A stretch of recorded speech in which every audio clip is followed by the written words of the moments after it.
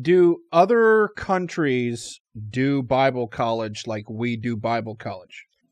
Oh man, that's a great. I'm glad you asked that. That's a good question. Okay. It again, it it varies. It's all over the map. I mean, honestly, Good one. Sorry.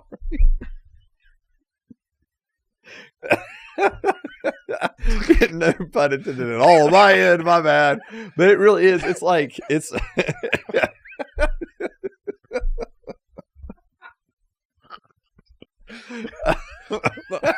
Wow. I know. I just. Sorry. All right, but it's so diverse.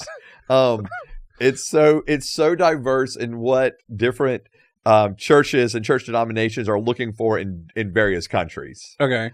So I mean, I have taught in two different schools of ministries. So like one in I taught for several years in one in India. What? Yeah, and I taught for one in several years in Colombia, and so it was just. Why am I learning all these things in these episodes? I don't know. Like you used to be a prison pastor or whatever. Yeah, chaplain of a prison. Yeah. What? I know. Was this all before you became a pastor at 22 or whatever? No. So for example, like with India, so we were actually partnering with a church denomination that's there in India. Okay. And so myself and another individual he was the main connection point.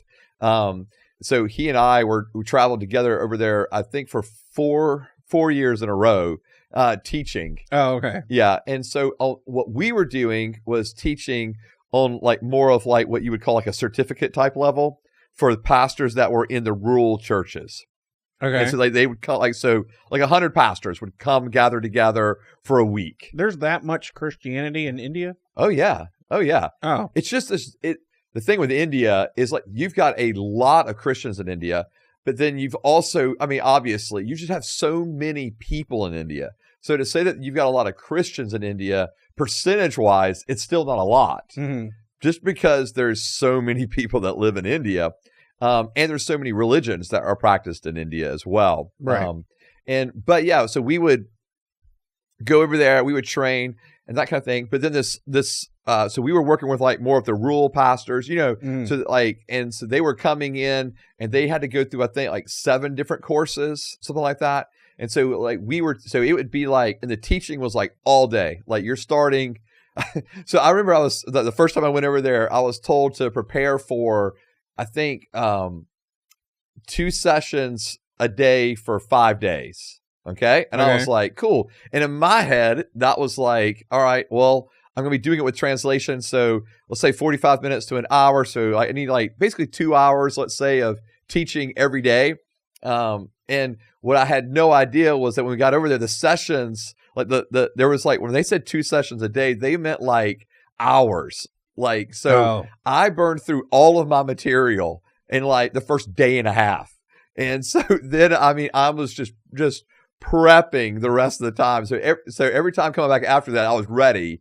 But I mean, it was intense. I mean, they were expecting you to, we were at breakfast at 7 and we were starting, worship at, let's say 8 and then teaching at 8:30. And it was a blitz from that point on.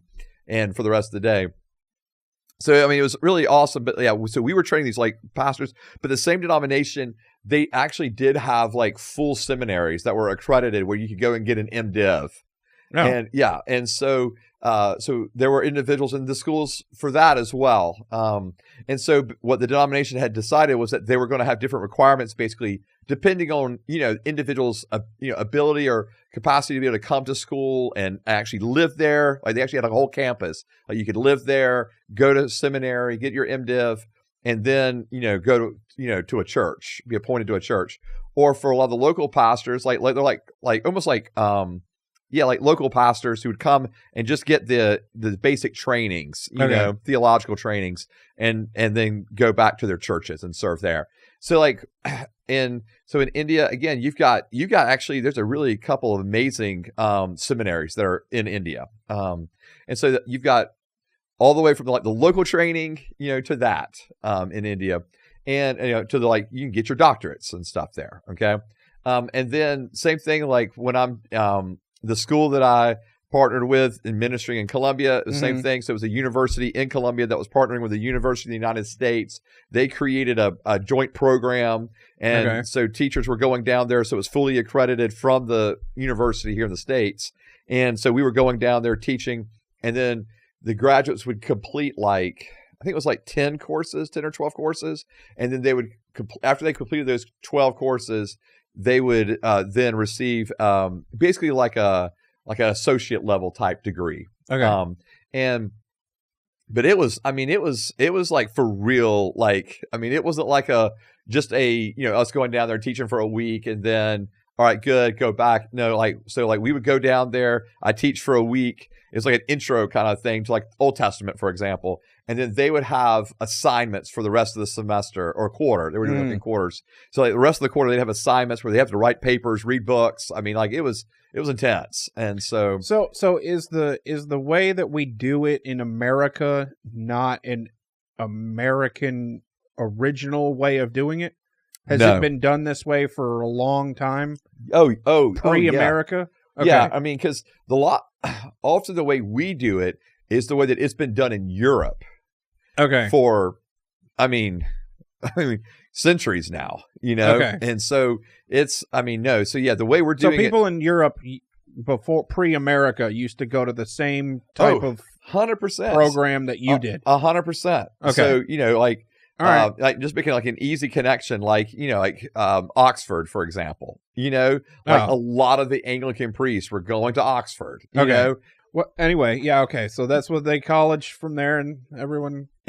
Yeah, and so everyone does college. Yeah, and then I will say this though, once you get to the the Reformation, then at that point you begin having priesthood training, if you were.